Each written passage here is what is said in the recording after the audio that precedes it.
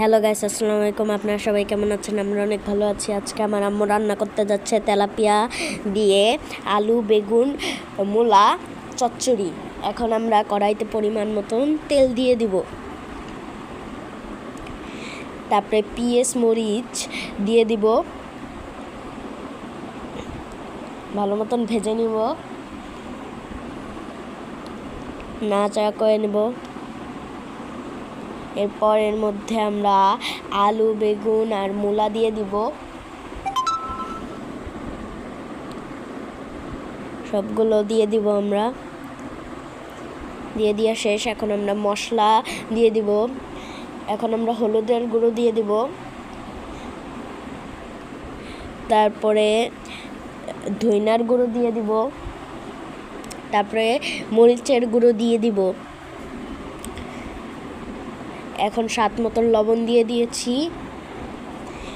এখন ভালো মতন নাড়াচাড়া করে দেব। এখন আমরা ভালো মতন নাড়াচাড়া করে নেব। এখন আমাদের নাড়াচাড়া করা শেষ। এখন 5 মিনিটের জন্য ঢেকে দিব।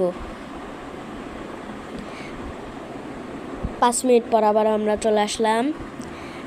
এখন আমরা একটু ভালো মতন নাড়াচাড়া করে দিব।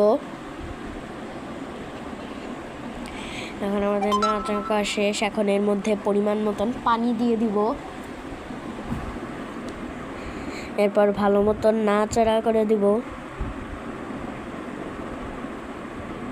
এরপর এর মধ্যে স্বাদ মতন লবণ দিয়ে দিব। এবার ভালো মতন নাড়াচাড়া করে দিব। এখন আমরা এর মধ্যে ধনিয়া পাতা দিয়ে দিব, যেন খেতে আরও স্বাদ হয়, ঘ্রাণ হয়। এর জন্য উপর দিয়ে আমরা কিছু ধনিয়া পাতা ছিটিয়ে দিব।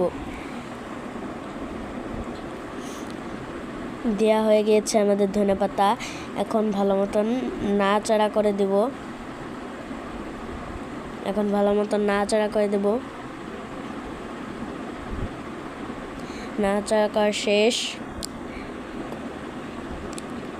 এখন আমরা এর মধ্যে মাছ দিয়ে দিব, তেলাপিয়াগুলো মাছ দিয়ে দিব। উপর দিয়ে আমরা ভালোভাবে তেলাপিয়া মাছগুলো দিয়ে দিয়েছি। আগের থেকে আমরা তেলাপিয়া মাছগুলো ভেজে রেখেছিলাম। এখন আমরা 5 মিনিটের জন্য ঢেকে দেব। 5 মিনিট পর আবারও আমরা চলে আসলাম। এখন আমরা ভালো মতন নাড়াচাড়া করে দেবো উপর দিয়ে। এখন প্রায় আমাদের শেষ হয়ে গিয়েছে, আর একবার ঢেকে দিলে হয়ে যাবে। এখন 5 মিনিটের জন্য ঢেকে দেব। 5 মিনিট পর আবার আমরা চলে আসলাম। এখন আমাদের তরকারিটা হয়ে গিয়েছে। আর সবার কেমন লেগেছে ভিডিওটা সবাই লাইক, কমেন্ট, শেয়ার করে দেবেন। আর ভিডিওটা ভালো লাগলে শেষ পর্যন্ত দেখবেন। আর আজকের মতন ভিডিও এইটুকু ছিল। টাটা।